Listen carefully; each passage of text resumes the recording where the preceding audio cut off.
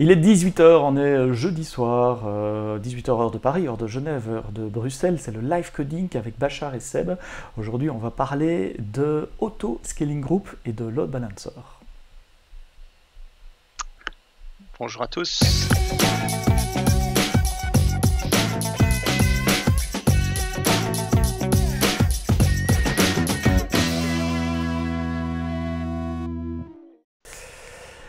Et voilà, comme d'habitude, il y a Bachar à gauche, je vais toujours regarder, c'est par là, et, et moi à droite. Et puis on a nos habitués avec nous. Merci d'être là, merci de vous être connectés, merci de suivre. Aujourd'hui, on va taper un peu moins de code, on va travailler un peu plus dans la console et on va stabiliser, renforcer les bases que nous avons faites les semaines passées. Petit rappel des épisodes précédents. Donc, où est-ce que nous en sommes dans ce portage d'application Node.js vers le cloud? Nous avons des scripts CDK pour créer, dis-moi si je dis des bêtises, hein, Bachar, pour créer le réseau. Il y a un autre script CDK qui installe la base de données, qui met en place une rotation de password automatique sur la base de données et qui déploie le schéma de la base de données automatiquement via une fonction lambda.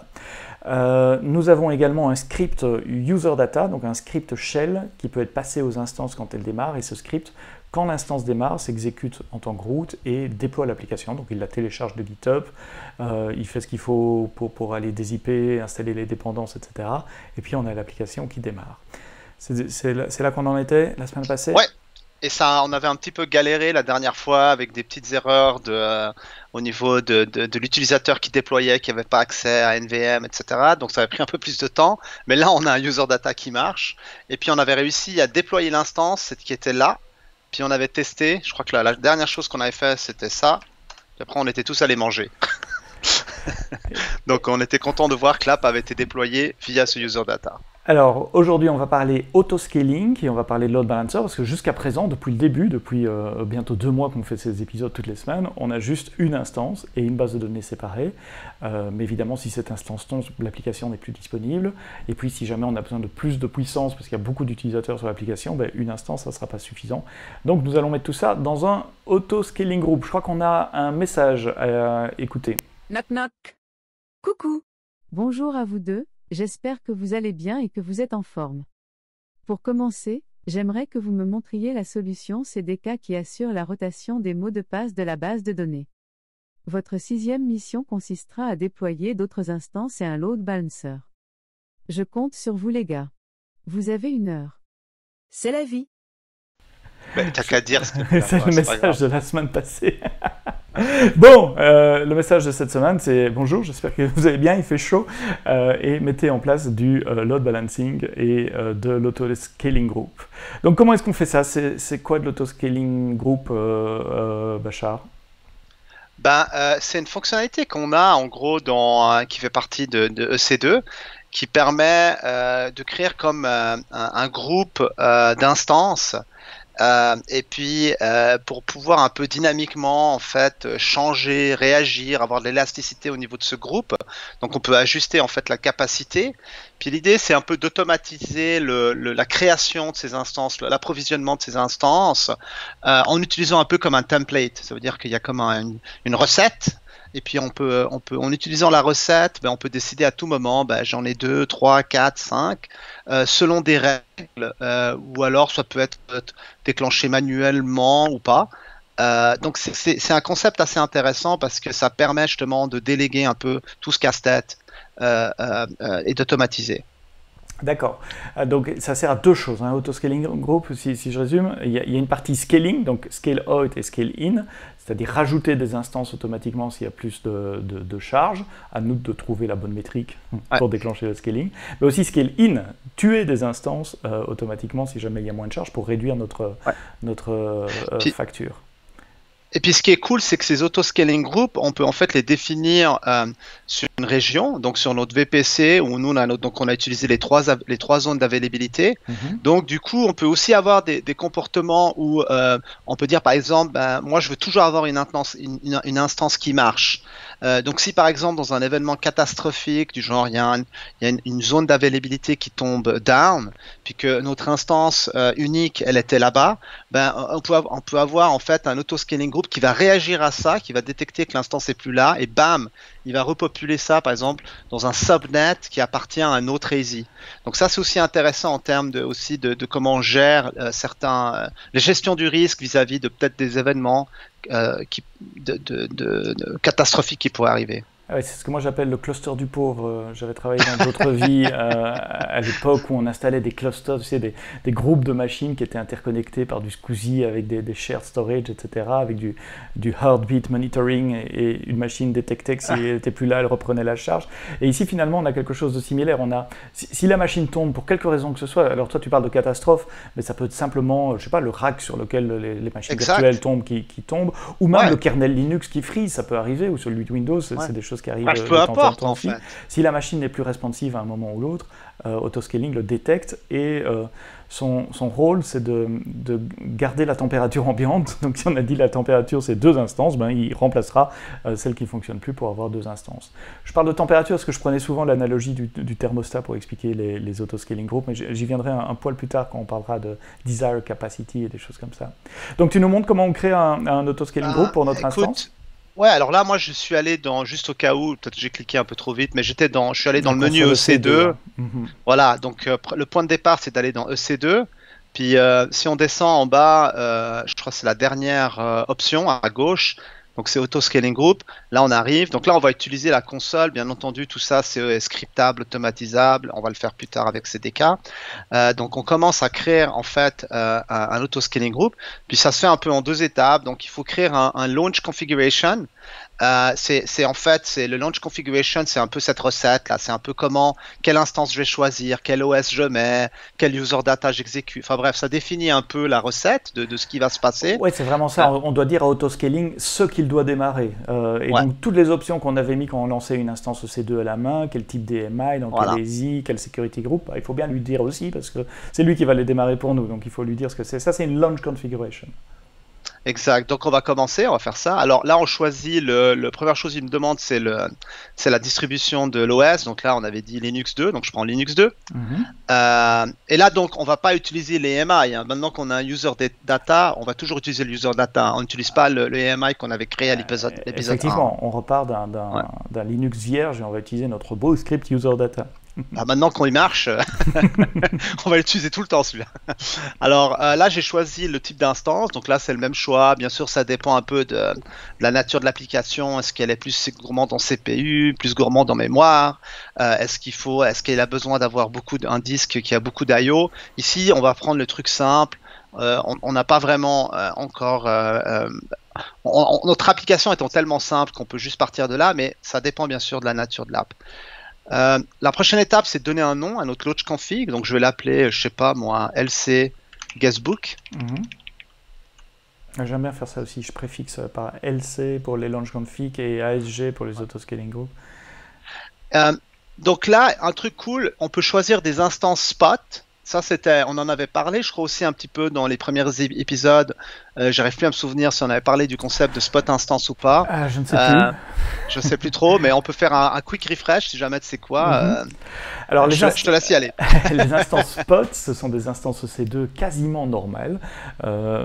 Vous pouvez les démarrer, les arrêter, mettre des user data, des rôles, donc tout ce que vous connaissez et aimez sur les instances EC2, c'est la même chose. À un petit point de détail près, un gros point de détail près, c'est que vous les payez beaucoup moins cher. Alors pourquoi vous les payez moins cher? C'est parce qu'on les prend dans un pool de capacité différent des instances EC2 normales. Vous savez qu'à tout moment, dans nos data centers, on a une capacité excédentaire et on préfère vous vendre cette capacité excédentaire à un prix discount très intéressant plutôt que laisser cette capacité prendre de la poussière dans un coin du data center. Surtout que de la poussière dans des machines virtuelles, c'est pas facile à enlever, donc autant que vous les utilisiez. Et donc, on vous donne accès à cette capacité excédentaire pour un prix qui peut aller jusqu'à 60-70% moins cher que le prix à la demande.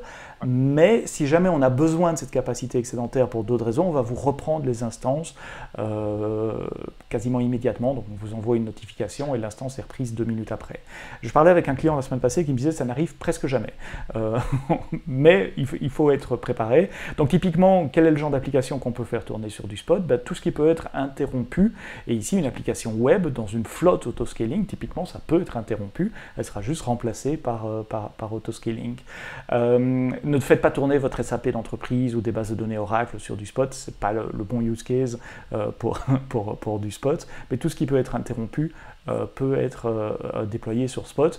Et régulièrement, j'entends des clients qui nous disent on a économisé la moitié de notre facture EC2 ou 60% sur notre facture EC2 depuis qu'ils ont fait la transition de on-demand vers Spot. Et autoscaling nous permet également de répartir les instances sur plusieurs catégories de ces deux instances. Donc je m'explique, vous pouvez dire dans votre autoscaling group de mixer, d'apporter de la variété, donc d'avoir, je sais pas, une baseline en on-demand par exemple, et puis d'ajouter de la capacité complémentaire sur Spot, et d'ajouter de la capacité Spot sur plusieurs types d'instances, parce que souvenez-vous, les instances Spot, elles viennent de nos pools d'excédents d'instances. Et donc si on est à court d'instances, je ne sais pas moi, M6 4XL, on a peut-être encore des M6 2XL dans la même région ou dans la même availability zone. Et autoscaling est capable de répartir sur plusieurs types d'instances de manière à garder une baseline constante sur du Spot, et c'est comme ça que vous pouvez gagner beaucoup sur votre facture EC2. Je te vois, quand tu fais comme ça, Bachar, tu veux rajouter quelque chose? T'attendais que je termine? Non, c'est parfait. En fait, c'est souvent, ça c'est des optimisations que je pense qu'il faut faire un peu a posteriori. C'est difficile quand on arrive avec un nouveau workload de tout de suite se rendre compte est-ce que Spot c'est bien, comment mettre, à moins que vraiment, on soit. Mais genre, en général, on fait ça en 2 étapes, quoi. On déploie d'abord, on apprend un peu à notre workload, puis après on optimise avec toutes ces options. Non, mais c'est très bien. Alors là, je vais pas le sélectionner. Hein. On n'a pas vraiment besoin. Le rôle, donc ça c'est le rôle, c'est le fameux rôle qui est utilisé. Donc on avait déjà un rôle existant, je vais juste l'utiliser. C'était le EC2 Guestbook Role, qui lui a le droit de faire quoi? Pour rappel, tu te rappelles ce qu'il avait? Alors, qu'est-ce qu'il a besoin, l'instance EC2 Alors, elle avait besoin de 2 choses. La première, c'est d'autoriser l'agent de Systems Manager à se connecter pour qu'on puisse faire des connexions en pseudo SSH, c'est pas vraiment du SSH, mais une connexion en terminal sur la console. Et l'autre permission qu'il y a dans ce rôle-là, si je me souviens bien, c'est la permission qui permet d'accéder à Secret Manager et donc d'aller retirer le secret qui permet de se connecter à la base de données. C'est plus que le secret d'ailleurs, c'est aussi l'adresse de la base de données, le nom d'utilisateur qu'il faut pour se connecter. J'ai oublié quelque chose? Très bonne mémoire. Non, c'est exactement ça. Donc c'est les deux. Donc on a utilisé en fait une policy qui est là, qui est managée, qui permet de gérer la partie SSM, puis on avait créé une autre pour Secret Manager. On s'était fait un Guestbook Secret Manager Read, ça c'est notre IAM policy qui est attaché au rôle. Donc on va y aller comme ça, on continue. Le user data, on va faire quoi? Oups, excusez-moi. Copier-coller. Copier-coller. Alors en fait, on l'a déjà déployé, hein, vous vous rappelez, on avait déployé cette instance EC2 là, qu'on avait appelé test 06, je crois, temp 5 là, celle-là. Parce qu'on galérait, là, il était 19h20, tout le monde était fatigué. Et en fait, si jamais vous faites un user data, vous définissez un user data quand vous démarrez une instance, vous pouvez le récupérer ici. Si vous voulez directement dans la console. Donc il n'est pas perdu une fois qu'il est. Non, il n'est pas perdu. Ah ben non, t'imagines s'il fallait refaire ça encore. Donc là, je copy-paste ça de là. Excuse-moi, je suis au mauvais endroit. Et je le paste là. Donc là, j'ai vraiment juste recopié le truc qu'on sait qui marche. Le reste, on va... Alors, je ne veux pas assigner... je veux pas faire ça. Je ne veux pas assigner une adresse publique IP à nos instances EC2. Pourquoi? Parce qu'on va avoir un autre balancer devant. Oui, puisqu'à partir du moment où il y aura 2 instances, on ne pourra plus continuer à distribuer les adresses IP aux clients. Il faudra bien un point d'entrée pour les clients. Et ce point d'entrée, on va le créer juste après, ça sera un load balancer. Bon, ça je laisse, on en parlera peut-être une autre fois là, parce que sinon on va perdre trop de temps, mais je continue. Donc le volume, je laisse par défaut. Les security groups, ils devraient déjà exister. Hein. Ils devraient déjà exister. Alors là, j'en ai un qui dit port 80, 81, 80. Donc il ouvre les deux. C'est parce qu'on s'amusait à tester avec les deux. Hein. Mais du coup... il faut voir dans quel VPC aussi. C'est probablement celui-là, parce que l'autre, il a un VPC ID très court, donc c'est probablement ça c'est celui par défaut. Ouais, exactement. Donc ça, c'est une petite astuce. Si jamais le VPC par défaut, alors je vais pas donner, je sais pas si c'est toujours le cas, mais Non, souvent, c'est sur les vieux comptes, quand les ID étaient courts, et puis après un c'est certain ça. temps, Hein. on a mis des ID longs. Donc si on crée un nouveau compte maintenant, on va avoir des ID longs On a. partout. Donc si vous avez un vieux compte, bah, c'est l'ID qui est tout petit. Si vous avez un nouveau compte, ben désolé, on peut pas vous aider. Voilà. Alors voilà, on va vendre les vieux comptes. Tu sais, on va faire un business là. Les bons Allez vieux chercher comptes. sur eBay. Ouais, tu sais, je te vends un vieux compte. Ouais. Alors là, ben j'ai un port 80, mais pas sur le bon VPC. Bon, écoutez, je vais prendre lui et je vais le modifier, je vais le renommer et je vais juste ouvrir le port 80-80 parce que c'est ça que je veux. Je veux pas. Par contre, il m'en faut un autre. Hein. Il me faut aussi un security group qui, je crois, qui est là, qui lui va faire en sorte que je vais appartenir au security group des applications qui est lui utilisé par le security group de la base de données pour ouvrir le port 3306. Donc ça veut dire que le security group qui est là, celui qui s'appelle Guestbook Dev RDS, il ouvre le port 3306 à tous ceux qui font partie de ce security group là qui est Guestbook Dev Common, Guestbook App, et je lis pas la suite parce que c'est illisible. Donc c'est comme ça. Une petite astuce que tu avais utilisée pour simplifier la gestion d'accès à la base de données en termes réseau. Donc c'est un security group vide, hein, c'est juste un placeholder. Donc il n'autorise aucune règle en plus pour le web server. Exact. C'est juste un container. Un container qui dit à la base de données. Parce que sinon, moi j'ai vu des fois certaines personnes, comment ils font, c'est qu'ils créent un security group qu'ils appellent par exemple. Alors il y a deux façons. Il y en a ceux qui créent un security group puis qui ouvrent à tout leur réseau interne, qui font un truc du genre 10.000/0. Moi j'ai un petit problème avec ça parce que là du coup, oui, c'est pas ouvert à l'internet, mais c'est ouvert à tout le VPC. L'autre option, c'est de faire un security group qui pointe en fait vers soi-même, puis après d'assigner ça à l'instance EC2. Mais là, on ouvre le port 3306 de l'instance EC2. Ouais, ça fait pas vraiment de sens. Pourquoi a priori il y a rien, mais pourquoi ouvrir un port quand on n'a pas besoin? Donc je pense que ça c'est la meilleure façon, c'est de faire juste un security group qui a rien, on n'expose aucun port, puis on le référence, on l'utilise juste comme une référence.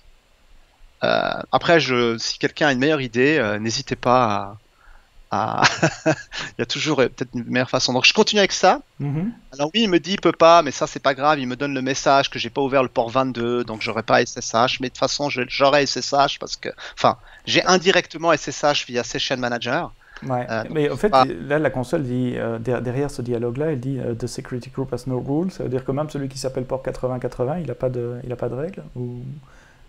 non, ce qu'il me dit. Non, alors je vais augmenter. Non, il dit pas ça. Oui, là, je vois bien le message qui dit il n'y a pas de port 22. Ça, j'ai bien compris. Ouais. Mais si tu fais cancel là, et avec les deux security groups que tu as connectés, il y a quand même dans la partie basse de l'écran, il dit ce security group has no rule. Le port 80, celui qui s'appelle port 80. Ouais, t'as raison. Donc il faudra peut-être corriger ça après. Mais de toute façon, il faut que j'aille le corriger, lui. De toute façon, lui, je vais le renommer. Alors, je vais noter son ID là, 14. Je vais le renommer parce que je veux pas l'amener. Déjà, il porte un mauvais nom. Je vais l'appeler port 8080. Je vais enlever le 80 et puis on va s'assurer que oui, 8080 est ouvert. Pour le load balancer. Pour le load balancer, ouais. Bon, du coup, attends, j'ai recliqué là. Pardon, ouais. Non, mais c'est un bon point. De toute façon, j'allais revenir dessus, donc, mais c'est un bon point. Bien flagué, ouais. Donc, on continue. Et puis là, je pense qu'on a un peu tout pour notre launch configuration. Je crois. Je répète, la launch configuration, c'est juste une configuration. Elle collecte toutes les données qu'il est nécessaire d'utiliser pour lancer une instance EC2, puisque c'est c'est l'autoscaling group qui va lancer nos instances EC2, donc il doit savoir ce qu'il faut lancer. Deuxième étape, on crée l'autoscaling group lui-même. AG. Donc, ouais, c'est ça. Donc il m'envoie directement, et là je peux dire je démarre avec 1, 2, 3. Là, je choisis le VPC, donc c'est notre nouveau VPC. Puis là, je vais targeter. ID. Voilà, le long. Là, il y a aussi le nom à côté, Guestbook Dev. Je crois que c'est lui. Ouais, donc ça, c'est celui que j'ai créé avec le CDK. Et là, ce qu'il faut faire, c'est où est-ce qu'on place les instances EC2 Alors, Isolé, public ou privé? Ah oui, du coup, elles ne sont plus dans le public, puisque ce sera le load balancer qui sera dans le public. Alors, de semaine en semaine, j'oublie toujours la différence entre isolé et privé. Il y en a un des deux qui peut connecter à l'extérieur, l'autre qui peut pas. Ici, moi, je le mettrais dans celui dans le privé, dans celui qui peut se connecter à l'extérieur, puisqu'on On a besoin. on a besoin au moment du user data. On fait un git clone pour aller chercher l'application, donc il faut aller mettre ça dans le privé. Et tu les connais comme ça ou il y a un nom? Bah, c'est écrit, Ah oui, regarde, private subnet. Private Ouais. Subnet 1, Private Subnet 2. Mais oui, je les connais comme ça. J'ai appris les hash par cœur parce que, écoute, je suis une mémoire d'éléphant. Hein. Et un point important, c'est que tu en choisis 3. Et donc là, tu Ouais. donnes le terrain de jeu de autoscaling. On dit à C'est ça. autoscaling où est-ce qu'il va pouvoir créer ses instances. En lui donnant les 3 subnets, eh bien, comme chaque subnet est dans une zone de disponibilité différente, c'est comme ça que l'autoscaling sait qu'il peut créer des instances dans les 3 availability zones, zone de disponibilité. Load balancer, on n'en a pas encore. Donc, Pour l'instant, le reste, on peut laisser par on défaut. laisse tomber, on le Là, il rajoutera me dit, après. est-ce que je reçois du trafic de plus qu'un seul load balancer? Il y a plusieurs choses, mais je vais laisser tout par défaut. On y reviendra sur d'autres épisodes, là, parce que sinon, on finira pas. Et là, il me parle de créer une scaling policy. Et je vais laisser, je fais rien pour l'instant, Seb, hein, on s'entend, hein, t'es d'accord? On fait On rien. est d'accord. On laisse, donc il va juste garder une. Donc la différence entre les deux là, c'est que si on laisse l'option par défaut, il va créer le nombre d'instances qu'on a demandé à l'écran précédent, donc 1 de mémoire, et tout ce qu'il va faire, sa mission dans la vie, ça va être de garder une instance. Donc si cette instance disparaît pour quelque raison que ce soit, il va la remplacer. Les scaling policy, c'est un usage un poil plus avancé, qui est cette élasticité out et in dont on parlait tout à l'heure.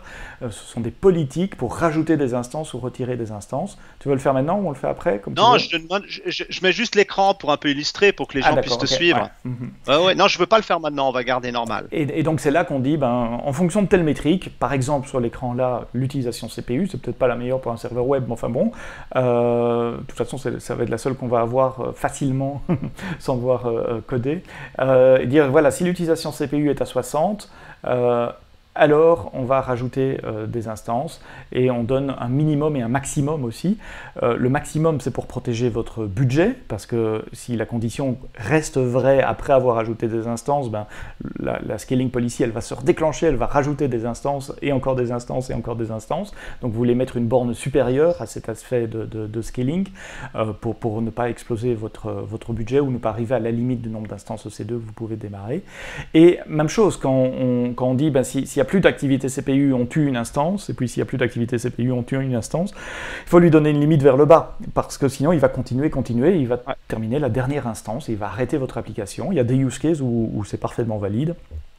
Pour un serveur web, ça ne l'est pas. Donc on peut scaler jusqu'à 0. Je pense à des clusters de big data, par exemple. Ça a beaucoup de sens de scaler à 0. On fera ça plus tard. Donc ici, on en garde une, et on va vérifier que ça marche. On va commencer. Donc ça, c'est toujours des choses. Là, on peut rajouter des notifications qui vont se passer quand le scaling, quand il y a des événements au niveau de l'autoscaling, par exemple, quand il rajoute, etc. On va aussi passer, on va skipper. Tag, on va juste peut-être mettre un tag. J'aurais peut-être dû taguer mon launch pour les instances. Je sais jamais qui. Mais je vais mettre un tag ici. Je crois que les tags sont hérités de l'autoscaling group. Donc si tu mets un tag autoscaling group, si on guestbook, check. Ouais, tu vois, là, il est marqué tag new instance, ouais, c'est ça. Voilà, il te dit que tu as tout à fait raison. Donc là, on va les appeler guestbook. C'est important de nommer vos ressources pour pouvoir s'y retrouver partout, que ce soit dans la console, en ligne de commande ou sur la facture. Ces tags sont sur la facture également. Pas sur la facture, mais sur le billing details que vous pouvez télécharger en CSV. C'est connu, en IT, il y a deux choses qui sont vraiment dures, c'est nommer les choses et invalider les caches. Donc, faites déjà la première, qui est nommer les choses, trouver des noms pour les choses. Alors là, on a ça. Donc là, ce qu'on a, c'est qu'on a un auto-scaling group et on a un launch configuration. Et on n'a pas encore de load balancer, mais ce qu'on peut voir ici, c'est qu'il y a une instance qui vient d'être créée. C'était à 0, ça vient de passer à 1. Ouais. Tu vois, regarde, c'est celle-là. Et on a une instance qui est en train de démarrer. Donc autoscaling fait son job. On lui a demandé d'avoir une instance, il en avait 0, donc il en a créé une. Et voilà. On va aller voir cette instance. Et normalement, c'est alors celle-là, on ne pourra pas la tester directement. Hein. Non, puisqu'on n'a pas de security group. Non, parce que oui, ouais, oui, mais surtout qu'elle n'a pas d'adresse publique IP. Ah oui, aussi, c'est aussi une bonne Mais raison. t'as raison aussi parce qu'elle a pas de. Donc ça, maintenant, on avait dit qu'on allait vite cleaner ça. Hein, c'est ça qu'on fait. Hein. Ouais, Cleanet Ah, Security faisons-le avant Group. d'oublier. Ouais.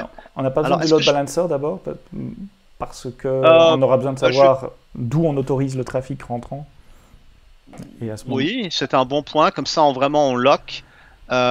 Oui, alors je l'ouvre là, je le garde comme ça en parallèle. Ok. Puis on va l'écrire le load balancer. Ouais. Alors, comme on fait toujours dans les épisodes, on essaye de suivre le flux que vous allez avoir ou que vous avez eu quand vous êtes tout seul devant votre console à la maison ou au bureau. Et donc, on fait tout dans la console d'abord pour découvrir, et puis on automatisera avec le CDK après. Ça sera dans un autre épisode. On n'aura pas le temps de faire tout aujourd'hui. C'est pour ça qu'on le fait en console. Hein. Donc, mais notre but, c'est pas de rester en manuel, c'est de passer en automatique. Mais voilà, quand on découvre les services et qu'on les explique, on va dans la console. Load balancer, 3 types de load balancer. Pourquoi 3, monsieur? Pourquoi 3? C'est toi qui me demandes ou une question? Ah non, c'est pas une question dans le. Non, non, Donc nous, on va choisir Application Load Balancer, mais en fait, il y en a d'autres. Il y a d'autres et ça dépend un peu de ce qu'on veut faire, quoi. Est-ce on peut expliquer un peu peut-être la différence déjà entre un Network Load Balancer puis un Application Load Balancer? Il y a une doc. Alors attends, il y a une doc qui est vachement bien là, avec un tableau. Mais sinon, c'est facile à expliquer. C'est très facile à expliquer, mais vas-y, moi j'essaie de trouver ça. Voilà. L'application Load Balancer travaille au niveau Voilà, 7, au niveau HTTP. Ça veut dire qu'il comprend des choses comme les verbes HTTP, les cookies, les sessions.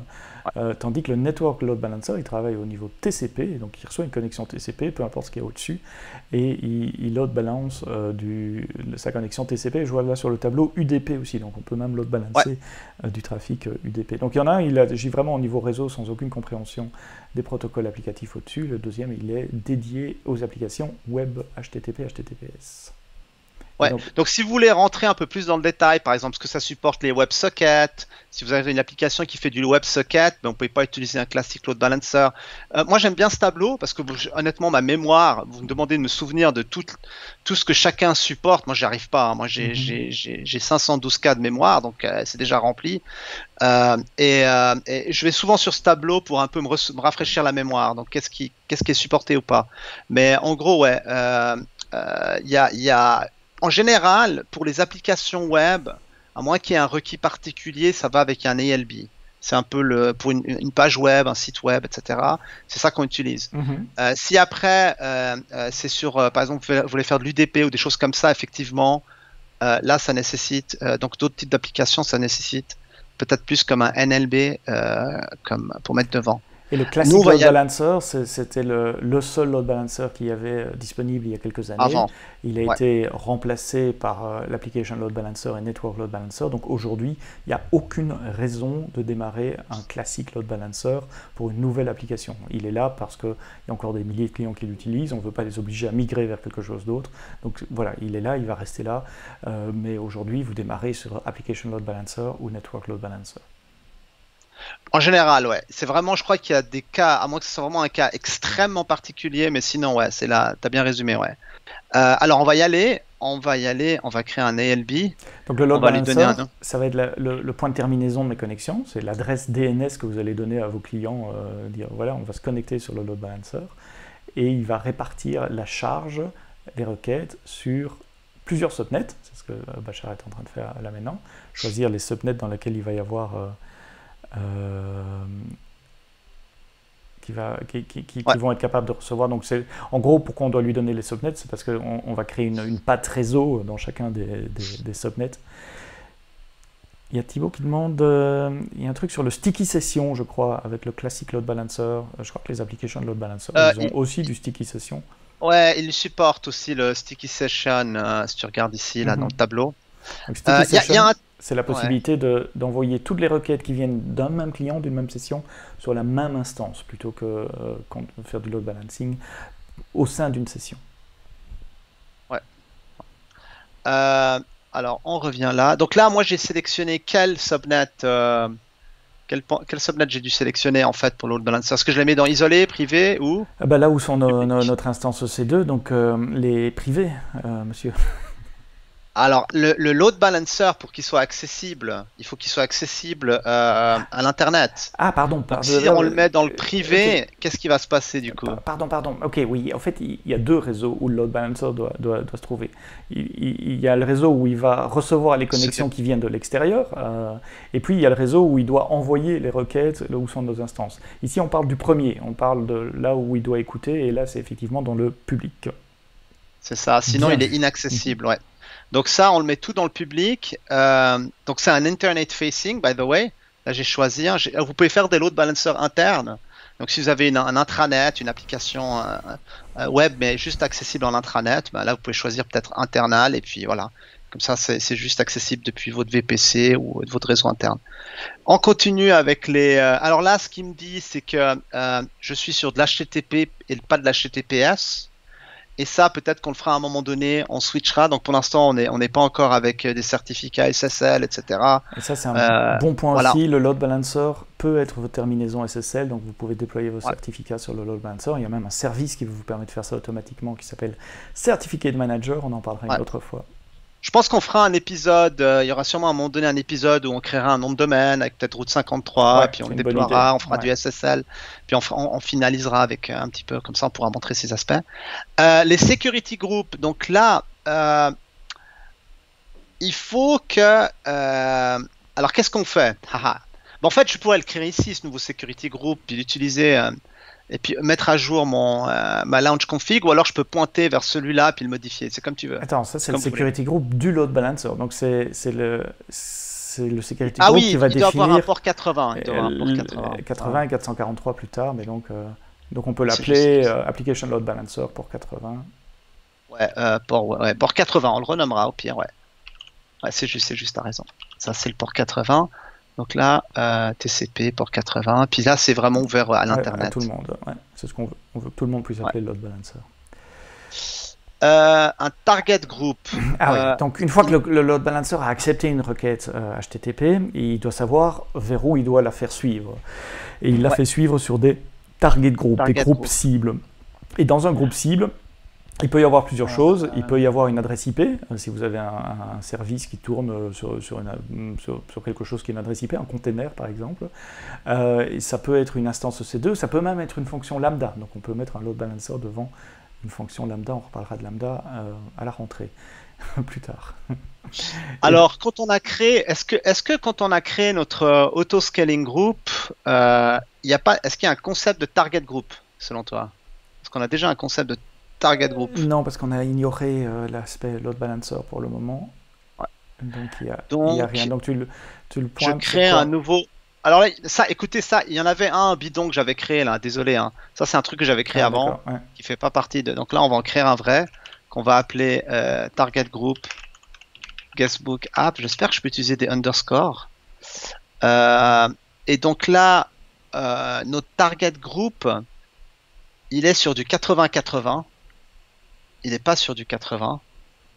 Il est sur de l'HTTP. Donc pourquoi il est sur 80-80? C'est parce que là on parle bien de la cible du load balancer, donc ce qu'il y a derrière le load balancer. Et là on doit taper sur notre application Node.js qui est en 80-80. 80-80, ouais. Je crois que c'est bon le reste. On fait rien d'autre. Donc le health check, je laisse par défaut.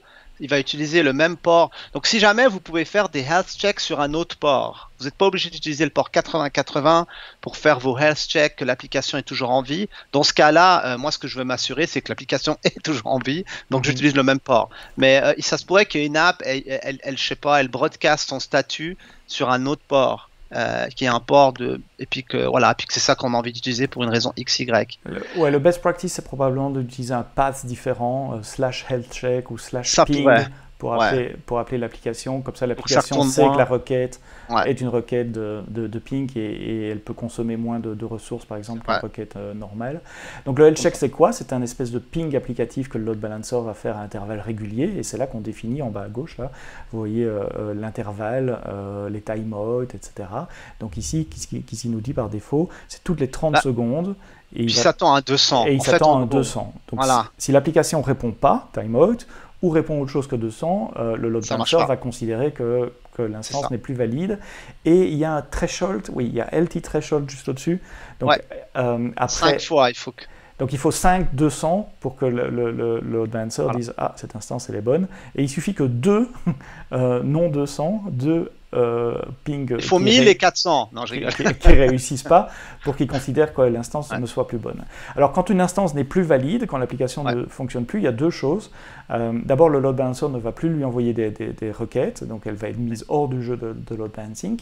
Et un poil plus tard, on vous montrera ça dans la prochaine demi-heure, on peut donner cette information au load balancer aussi, et donc le load balancer, à l'autoscaling group, pardon. Et l'autoscaling group, il peut dire, tiens, mon load balancer, il me dit que cette instance numéro 3, elle est plus disponible, et donc l'autoscaling group va la tuer et la remplacer automatiquement. C'est ça, ouais. Et donc c'est pour ça que le contenu de la requête, donc quand il fait la requête HTTP, il inspecte pas le contenu, il regarde pas ce qui est dans le body, il regarde juste le code HTTP de réponse qui est 200. Donc c'est là où ton point de dire avoir un ping qui retourne juste un 200 puis pas de contenu, bah, c'est beaucoup plus efficace, moins lourd pour la machine, ça fait entièrement du sens. On pourra le faire, hein, on pourra le rajouter, hein. On pourra faire un slash ping, une route, puis qui retourne rien, hein, qui dit juste OK. HTTP 200, c'est quelques lignes de code à rajouter dans la. On va pas le faire là, mais je le rajoute dans ma to-do mentale. Voilà, j'étais sûr qu'on pouvait pas utiliser les underscores, je le savais. Attention, tu n'as que 512K pour ta to-do mentale. Ouais, je sais, ouais. Alors, je sais pas si on peut utiliser. Ah oui, on peut mettre un dash, ouais, hors de dash. Ah bon, voilà. Là, je vais rien faire. Donc dans cet écran-là, on dit au load balancer quels sont les targets dans la cible. On est en train de créer un target group, et donc il faut lui dire quel est son target, quelles sont les cibles où il peut envoyer du trafic. Et vous voyez dans la deuxième partie d'écran, il nous liste toutes les instances EC2 dans les subnets qu'on a choisis. Pourquoi tu fais rien là? Alors on va le faire côté auto-scaling. On va en fait lier l'auto-scaling group et load balancer, et puis ça va se faire tout seul. Parce que là, sinon, je target manuellement moi-même. Je veux pas targeter manuellement à chaque fois. Je veux pas qu'à chaque fois je veux qu'il y ait un lien qui soit fait de manière native entre mon load balancer et mon auto-scaling group. Et donc c'est l'auto-scaling group qui va rajouter dans le target list tout seul les instances qu'il gère. Ok. Donc là, je crée le load balancer et il faut juste attendre un petit peu là qu'il soit provisionné. Et après ça, on va pouvoir retourner en fait dans le truc. Pour l'instant, je te propose, on fait le security group pour gagner du temps. Donc maintenant, on a un security group pour le load balancer. Donc on peut aller changer le security group des instances pour autoriser le trafic en provenance du load balancer. Parce que sinon, les instances vont refuser le trafic qui vient du load balancer et ça serait un peu bête. Alors, est-ce que je l'avais mis? Je l'avais pas mis. Ouais, je l'avais ouvert, mais je pense que j'ai changé. Alors, le security group qu'on veut utiliser, il faudra juste être sûr que j'édite le bon. Alors, c'était 14, hein, c'était lui, hein, il me semble. C'est celui qui se terminait par 14. Donc lui, il a rien. Il a rien. Et là, on va autoriser le trafic en provenance du load balancer. C'est ça. Donc on va autoriser sur le port 8080, qui est le port de notre application. Voilà, sur le load balancer. Mais le load balancer, il a un security group ou pas? Ah oui, il est là, il s'affiche. Ouais. Donc si tu tapes SG quelque chose, ah oui, la console nous donne même les noms, donc on ne doit pas retenir les ID, c'est parfait. Donc, pour tous ceux qui ont en gros, pour toutes les ressources qui sont taguées avec ce security group, donc dans ce cas-là, le load balancer, on permet l'accès au port 8080, ce qui est parfait. Donc ça, c'est allow access to port. C'est ça que ça fait. Donc là, je sauve. Et là, la security group. Bon, le seul truc qui m'embête, je pensais que je pouvais renommer. J'aime pas le nom. Hein. Ah ouais, le nom, il n'est pas bien. C'est pas grave, parce qu'on est dans notre phase d'exploration console. La bonne sera en CDK plus tard. Donc, Exactement. Donc ça, c'est des choses qu'on cleanera, on fera bien. Là, c'est juste pour comprendre c'est quoi les concepts et comment les utiliser. Alors là, j'espère que le load balancer il est créé. Alors quand le load balancer est créé, normalement on doit recevoir un nom DNS qui est là, c'est la troisième ligne sur l'écran du bas, qu'on peut copier directement en cliquant sur la petite icône copier. Ouais. Et je le copie. Taper ça. Je te le copie et je te l'envoie sur. J'ai pas mon. Chime. Tu n'as pas Chime. Je t'envoie sur Skype. Parce que j'ai un minimum d'applications qui tournent pour pouvoir streamer et collecter les flux vidéo. Ma machine explose déjà comme ça. Alors là, il n'y aura rien. On s'entend temps, hein. Il n'y aura rien. On va y aller, ça va dire erreur, ou je sais pas, voilà, 503. Pourquoi Parce qu'il n'y a rien. Ah oui, parce qu'on n'a pas mis de target. Il n'y a pas d'instance. Il ne sait pas où il doit envoyer les requêtes. Il n'y a rien. Donc du coup, là, ce qu'il faut aller, c'est retourner vers l'autoscaling group, qui est là. Et puis, et ici, théoriquement, on peut dire target group. Pourquoi ce target group là? Je veux pas ce target group là, je veux l'autre. Attends, je vais juste vérifier que le target group il est bien là. Ou alors je dois mettre son nom peut-être. Je sais pas trop. Alors ça c'est un peu des fois mêlant. C'est que tu sais des fois là je me mêle un peu avec. Je me mêle avec l'autocomplete. Est-ce que c'est l'autocomplete du navigateur? Ah Est-ce oui, que c'est celui de la console. Tu vois, je sais pas, il est là. Alors je sais pas pourquoi, ça a pris un petit peu. Non, ça c'est l'autocomplete de la console, pas du navigateur. Donc là il l'a trouvé. Je sais pas pourquoi avant il l'a pas trouvé. Donc là je lis en fait mon autoscaling avec mon target group. Donc ce que ça fait, c'est que l'autoscaling, les instances qui sont dans l'autoscaling vont être aussi associées dans le target group. D'accord. Et le target group, il est associé avec le load balancer. Mais il fait ça que pour les nouvelles instances qui va démarrer ou Ah non, là, c'est le même. Hein. C'est ce target group-là. Donc là, le target group, si on va voir le target group celui-là, si tu regardes les instances qu'il a. J'ai bien compris, mais ma question est-ce qu'il rajoute les instances dans le target group au moment où il les lance, ou les instances existantes, notre instance qui tourne déjà, elle va être automatiquement rajoutée dans le target group. Ça répond à ta question. Ouais, elle a été rajoutée au target group, donc il n'y a rien à changer. C'est ça. Il n'y a rien à changer. À redémarrer. C'est ça le but, c'est que automatiquement, au fur et à mesure qu'il en rajoute, qu'il change, donc dès le moment qu'on a fait ce binding, donc là on a lié un target group avec l'autoscaling group. Et le target group, il est lié avec le load balancer. Un load balancer est lié à un target group, et le target group, maintenant, il est lié avec notre autoscaling group. C'est comme ça que la glue se fait entre un peu ces deux services via le target group. Donc là, théoriquement, si tout va bien... Et ça marche, j'ai déjà essayé. Ça va marcher. Je suis en train de me reconnecter d'une autre façon au Twitch, au chat, comme ça je peux balancer le DNS sur Twitch aussi. Est-ce qu'on montre que l'autoscaling marche vraiment? Alors, ouais, moi je voudrais montrer deux choses. On va tuer l'instance, terminer. C'est ce que j'allais faire. Et comme ça, on va voir. Parce que je voudrais expliquer ce que c'est que instance, desire, minimum et maximum. Minimum et maximum, j'ai déjà expliqué. Alors, regarde, là, je fais des refresh. Ah, regarde, ça marche plus. Et voilà, une instance qui est morte. Alors là, pourquoi ça marche plus? Parce qu'il n'y en avait qu'une. Puis là, il y en a 0. Si j'en avais mis 2, est-ce que ça marche? Oui. On peut tester, hein, mais on testera après. Ça marche, oui, parce qu'il va détecter en fait que le health check. Bah, en fait, il y a une période où il faut attendre. Combien de health check il faut attendre? Alors, on avait dit, je crois, 5. On n'a pas vérifié encore ça. Qui est-ce qui donne le statut de vie ou de mort à Autoscaling Group là? Est-ce que c'est le système ou est-ce que c'est le load balancer? C'est le il faut aller voir dans le config d'Autoscaling Group. Attends, laisse-moi voir. Quelque chose qu'on peut vérifier. Ouais, attends, t'as un bon point là. Les scaling post policy, mais il n'y a pas de scaling. Non, on parle juste du health check. Savoir. Alors, moi, écoute, l'autoscaling, il fait un health check. Voilà, le health check type, c'est EC2. Donc là, pas. Mais c'est défini par le target group, c'est le même en fait. C'est le target group qui a c'est au niveau du target group qu'on a fait ça, je le montre. Tu te rappelles? C'est là qu'on a défini le health check. Je suis d'accord avec toi, mais ça ne suffit pas.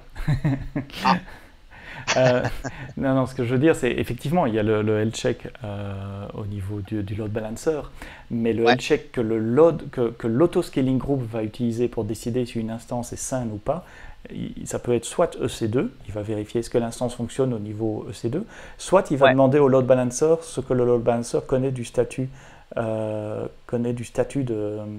tu veux dire si l'instance elle est terminée comme on vient de le faire là, il va le détecter, évidemment. Il va détecter, ouais.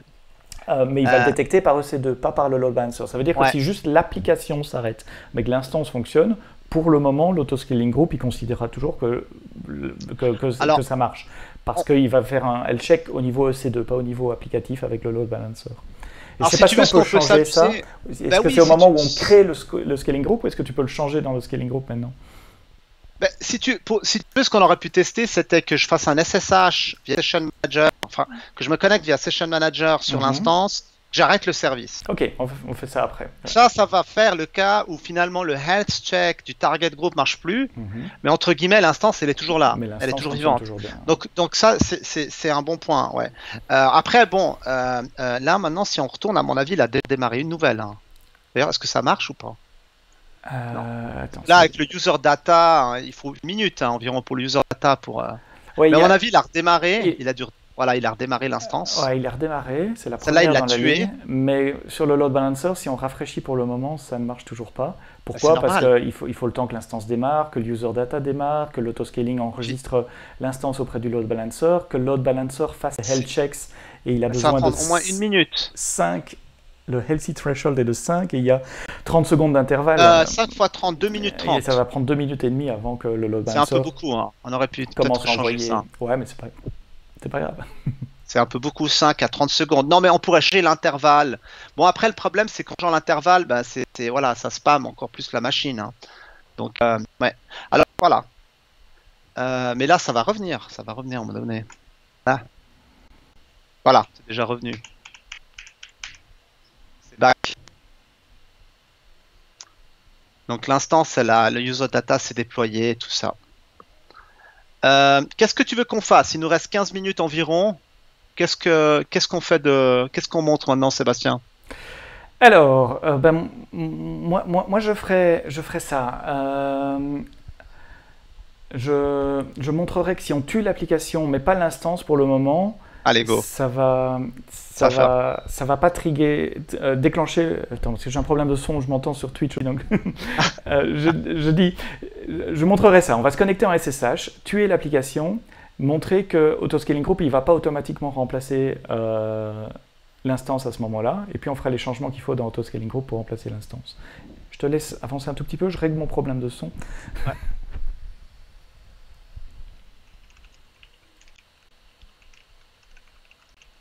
Donc là, je regarde le statut de l'application Guestbook, je fais un sudo systemctl statut Guestbook, donc là, elle roule, je vais l'arrêter. Donc là, théoriquement, si je regarde le statut, bah, arrêter. Puis là, si je vais là, théoriquement, ça marche plus. Hein. Et là, ça marche cache, toujours. là.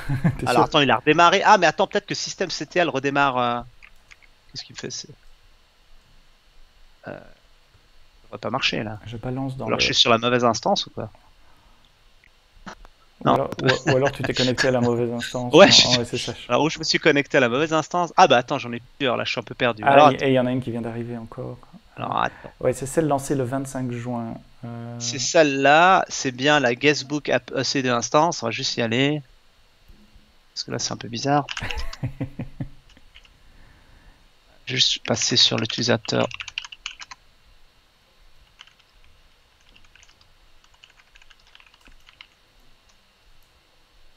Bah là clairement, elle roule pas l'app. Je vais juste faire juste un truc là, juste m'assurer qu'il n'y a pas d'autre qui roule.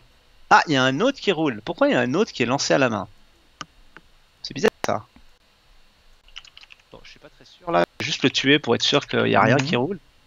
Puis là, théoriquement. Ah, et je confirme. Maintenant, le Ah, load là, balancer ok. nous donne un bad gateway. Donc maintenant, il ne peut plus parler. C'est Mais bizarre, regardons hein. ce qui se passe au niveau de l'autoscaling group à ce moment-là. Parce que ici, l'application s'est plantée, mais l'instance fonctionne toujours. Ouais. Et au niveau autoscaling group, il va nous dire non, tout va bien, j'ai une instance, vous en vouliez une, donc voilà, je reste comme ça. Alors, on va y aller. Attends, on va y aller juste une seconde. Donc, l'autoscaling group, tu parles du target, hein, je pense. Lui, il en a une et une. Voilà. Non, Et si on regarde l'onglet instance, ben. tiens, il a deux instances maintenant. Pourquoi il a deux instances? Oui, l'autre, elle est toujours terminating, donc elle va disparaître. Donc il en a une en service et une qui se termine, c'était l'ancien. Donc c'est ça c'est celle qui, je sais pas pourquoi ça met autant de temps. Donc celle qui se termine par E0, il y a E0 et 3B. Ouais, Si on retourne ici, elle est déjà terminée. voilà, 3B c'est celle qui est maintenant et E0 c'est celle qui est finie. Et donc il ici, l'a. Regardez, il se passe rien. L'autoscaling group, il ne sait pas que l'application elle est morte. Lui, il juste monitore l'instance EC2, et l'instance EC2, d'un point de vue système, elle Mais va très ça bien. prend un peu de temps. Ça prend un peu de temps parce que ça prend 2 fois 30 secondes. Ça va prendre 1 minute avant que. Je suis d'accord avec toi, mais il va jamais s'en rendre compte, parce que si tu cliques sur Détail, l'onglet Détail, Ouais, dans Health Check Types, ici à droite, ouais, il est marqué fait EC2. Ah ouais. Et donc il va jamais se rendre compte que l'application est morte, parce que lui, tout ce qu'il vérifie, c'est l'instance, c'est la bonne santé de l'instance. Mais ce que je veux dire, c'est que du côté Même du le load target balancer. group, Ouais. Mhm.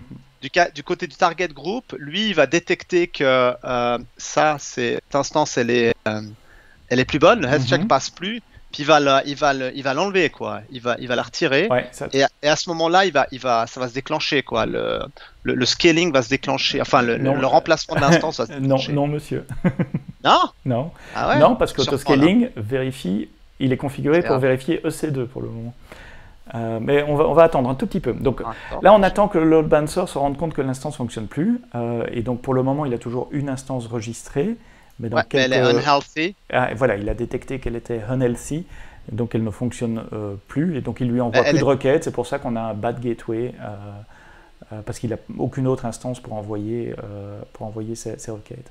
Mais le load balancer n'utilise pas l'autoscaling group n'utilise pas cette information pour le moment, parce qu'il est configuré pour utiliser le health check EC2, pas le health check ALB. Et donc il ne va pas remplacer l'instance. Et donc maintenant, ce qu'on peut faire, c'est changer ici, mettre health check type load balancer. ELB. Tu sais que j'avais même pas réalisé ça. Hein. C'est pour ça qu'on est deux. Ah ouais, c'est bien. Alors, hop, et puis là, du coup, il devrait. Hein. Et là, maintenant, mais il faudra être un tout petit peu patient. Enfin, quoi que non, parce que le load balancer, il a déjà dit qu'elle n'est pas bonne. Ça devrait aller assez vite, mais il faut encore un peu de temps pour que Autoscaling Group s'en rende compte. Et ce qu'on va voir changer, c'est dans la première ligne là en haut, on va voir instance 0. Comme desire est toujours à 1, il va la remplacer, il va la tuer et en créer une autre. Ça me permet en attendant d'expliquer ce que c'est que ce desire capacity. En fait, c'est tout ce que fait Autoscaling. Autoscaling, on lui donne la capacité désirée. C'est pour ça qu'au début de l'épisode, je parlais de thermostat. On lui dit quelle est la capacité qu'on souhaite, et lui, tout ce qu'il fait, c'est garder cette capacité-là. Donc, si on a moins, il crée, si on a plus, il tue. C'est absolument tout ce qu'il fait. C'est comme un thermostat pour votre chauffage, vous mettez 20 degrés dans votre salon, et c'est le target, c'est là où il faut aller. Ça ne veut pas dire qu'il y a 20 degrés maintenant, il y a peut-être plus, il y a peut-être moins, mais le système de chauffage de la maison, ou si vous avez la chance d'avoir la climatisation, surtout maintenant, fera en sorte qu'on va arriver à 20. C'est là où on veut aller, c'est le target, c'est le desire capacity. Et ce que va faire les scaling policy, quand on va dire on rajoute de la capacité ou on diminue de la capacité, tout ce que fait une scaling policy, c'est aller changer ce paramètre desire. Et donc ces deux systèmes fonctionnent ensemble. Autoscaling, il n'a qu'un seul but dans la vie, c'est maintenir desire. Et puis il y a les scaling policy qui vont aller le tirer d'un côté ou de l'autre en changeant le desire capacity, en rajoutant de la capacité ou en diminuant de la capacité. Et mon explication n'était pas assez longue que pour voir le remplacement de l'instance. Moi je fais des refresh là, j'essaie de... Ouais, il faut qu'on continue. Je fais des refresh comme un fou, mais je sais pas pourquoi. Reclique sur détail, juste pour s'assurer que on a bien ELB. ELB, ok, il a bien ELB. Ouais, c'est 2 minutes. Il y a un 300 secondes. Il y a un 300 secondes. Donc regarde 5 là. minutes, ouais. Length of time that auto-scaling waits before checking. Mais peut-être que je peux éditer ça. Je sais pas. Je peux le faire à 1 minute parce que là, réduire à 1 minute. S'il faut encore attendre, je vais le faire à 30 secondes. Juste pour. Ouais, quand on teste, c'est bien de diminuer ces valeurs-là, surtout quand on fait la vidéo en direct. Parce que là, on peut parler il faut mettre de la pub, c'est ça, il faut qu'on se trouve un sponsor, on fait 5 minutes de pub avec des jingles. Et on se retrouve après cet écran pub. Alors, non, mais ça nous permet de parler des autres trucs aussi. Donc, Health Check Grace Period, on vient d'en parler. Plus bas, il y a le Cooldown Period aussi. Ouais. Cooldown, de tête, c'est le nombre de secondes où Autoscaling va s'arrêter de faire quoi que ce soit après un événement d'autoscaling. Donc imaginez que votre groupe scale up ou scale down, enfin scale out ou scale in plutôt. Il attend. Ouais. Il va attendre un certain temps. Pourquoi? Parce que les triggers de scaling, imaginez que ça soit le CPU. Et le simple fait de booter votre machine, vous devez installer tous des packages avec votre script user data, ça va générer énormément de CPU. Donc le CPU va être encore plus élevé par le simple fait que vous bootiez des nouvelles instances. Et vous ne voulez pas que l'utilisation CPU faite à ce moment-là trigger d'autres événements de scaling out, ce qui ferait une réaction en chaîne qu'il faut arrêter. Donc le cooldown, c'est quoi? C'est dire après un scale out ou un scale in, j'attends un certain temps avant de prendre une autre décision, j'attends que le système se stabilise. Par défaut, c'est 5 minutes, 300 secondes. Regardez. Bon, ça prend un peu de temps, hein, là. C'est normal, jouer avec autoscaling, ça prend du temps. C'est pas pour ça que ça marche pas. Il faut être patient sur autoscaling. Est-ce qu'on peut aller revoir, juste pour passer le temps, côté load balancer, qu'il a bien détecté que l'instance est down? J'ai peur qu'il y ait un système control. Alors, je peux vérifier. Regarde, je suis toujours en SSH là. Je peux toujours vérifier. Donc là, il n'y a rien. Okay, il n'y a clairement rien au niveau de toi. l'instance. D'ailleurs, le load On peut balancer. faire un statut, il est là. Et le load balancer ne marche toujours pas. On peut aller regarder dans le target group. Il la trouve toujours unhealthy. Toujours, mais unhealthy, c'est normal. Le target group, le load balancer ne va pas remplacer ou enlever l'instance du target group tout seul. C'est pas son but. Lui, il a juste flaqué unhealthy. Ouais. Puis là, bah, écoute, ça va venir. Hein. Il faut juste. J'en profite, il y a Pips. Bah, tiens, regarde. Ah, l'instance a été enlevée de load balancer. Voilà, reviens vite sur ASG. On va voir ce qui se passe au niveau ASG. Ça va trop vite là. Comment ça va trop vite? J'ai trop d'anglais. Je panique. Alors attends. Il fait un reload là. Il va se mettre à jour. Voilà, ouais, bah, tu vois, il l'a enlevé là. Voilà, elle est terminating. Donc là, il a détecté que le load balancer a détecté. Donc c'est le load balancer qui a détecté que l'application ne fonctionne plus. L'autoscaling group a demandé au load balancer, maintenant il l'a détecté aussi et il est en train de terminer cette instance. Si tu rafraîchis la table du haut, on devrait voir que instance passe à 0. Ouais, ça va passer à 0, là, c'est juste. Tôt ou tard. Et une fois qu'elle sera à 0, comme notre desire est à 1, ben il va faire ce pourquoi il a été programmé. Il va relancer une nouvelle instance pour nous ramener à desire 1. Voilà. Donc là, on a instance 2. Pourquoi? Parce que la première est toujours terminating. Parce que 1 plus 1 égale 2. C'est pas vrai, 1 plus 1 égale 10. En binaire. J'ai un poster dans mon living, 1 plus 1 égale 10. Tout le monde me demande quand j'ai des invités, c'est quoi ce truc-là? Tu peux expliquer? Et donc, celle qui est terminée n'est plus là. Il est déjà en train de lancer sa remplaçante. Et c'est pour ça que pour le moment, il a instance 2, mais ça, c'est temporaire, évidemment. Et donc, dans quelques minutes, une fois que la remplaçante aura démarré, que le script user data se sera déclenché, le load balancer il va commencer ses pings gentiment parce que l'autoscaling group va rajouter l'instance sur les target group. Et après un certain temps aussi, puisqu'on a dit 5 pings à 30 secondes d'intervalle, donc ça va prendre 2 minutes et demie aussi pour que le load balancer reporte un status healthy, on devrait retrouver notre application. On a définitivement le temps pour des jingles de pub. Hein. C'est ça la leçon. Hein. Vraiment, là, on a loupé une opportunité en or. J'en profite pour répondre aux questions. J'ai Pips qui dit, si je comprends bien, dans cette série de TP, d'exemples, c'est la mise en œuvre concrète des 3 niveaux de certification associate. Oui et non. C'est vrai que tout ce qu'on est en train de présenter est très utile probablement pour préparer une certification parce que ça permet de comprendre comment ces services fonctionnent les uns avec les autres et voilà notre application qui a redémarré. Donc que ce soit le certificat associate, architecte, sysadmin ou développeur, il y a des choses dans ce qu'on dit qui sont utiles pour la certification. Maintenant, on n'a pas conçu cette série comme étant un support pour préparer la certification, donc il y a des trucs qui seront dans la certif dont on parle absolument pas ici, je pense à DynamoDB, à Lambda, etc., qui sont aussi dans les certifications architectes et dont on n'a pas prévu de parler, en tout cas pas à court terme ici, on verra si on continue d'améliorer cette application plus tard. Donc oui et non. Et voilà, on a notre application qui a redémarré. Si vous avez l'adresse du load balancer vous-même, je peux la remettre encore une fois dans Twitch. On devrait arriver à voir cet écran-là. Moi, je l'ai toujours pas. Moi, j'ai un espèce de timeout. J'ai plus de bad gateway, mais j'ai pas de réponse. Ah, tu l'as pas je te le renvoie sur Skype. Non, j'ai le nom DNS, mais quand je fais un refresh, j'ai pas de réponse pour le moment. Ça mouline dans le vide. C'est bizarre. Parce que là, regarde, clairement. Non, ça peut prendre un peu de temps. Je viens de poster. Bah, regarde, il y a Thibaut là qui a. C'est Thibaut, je pense que. Je suis pas sûr. T'es Cordier, je pense que c'est Thibaut qui a posté. Moi, j'ai posté un message là. Donc, clairement que ça marche. Ah ouais, c'est peut-être juste pour moi. C'est peut-être mon brosseur qui. Ouais, c'est bizarre que t'es pas. Qui est dans les shows. Ah.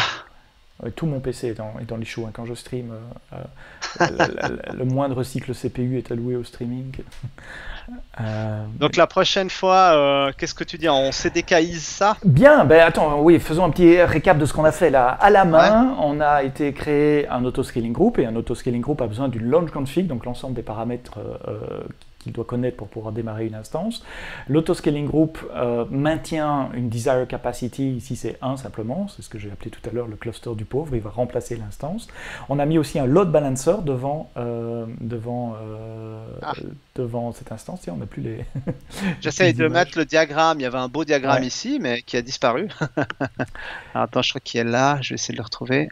Et puis, donc le load balancer, on a créé le security group du load balancer, on a créé son target group, et puis on a été, et c'est la dernière étape, changer le health check de l'autoscaling group pour lui dire écoute ce que te dit le load balancer pour prendre compte des instances qui sont vivantes ou mortes. Et donc là, on a un système qui fonctionne. Si on a besoin de 4 instances, il suffit d'aller changer le desired capacity à 4 et on aura 4 instances.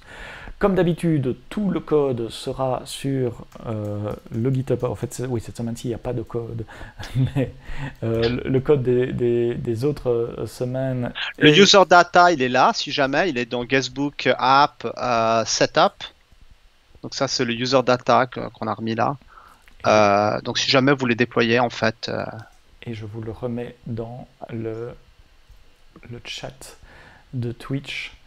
Enfin, j'essaye, parce que là, on dirait que ma machine n'a plus de réseau, c'est fini, le browser est mort. C'est le début de la fin. J'arrive plus à ouvrir GitHub, j'arrive plus à ouvrir Twitch, j'arrive plus à ouvrir. Donc il est temps qu'on arrête en fait.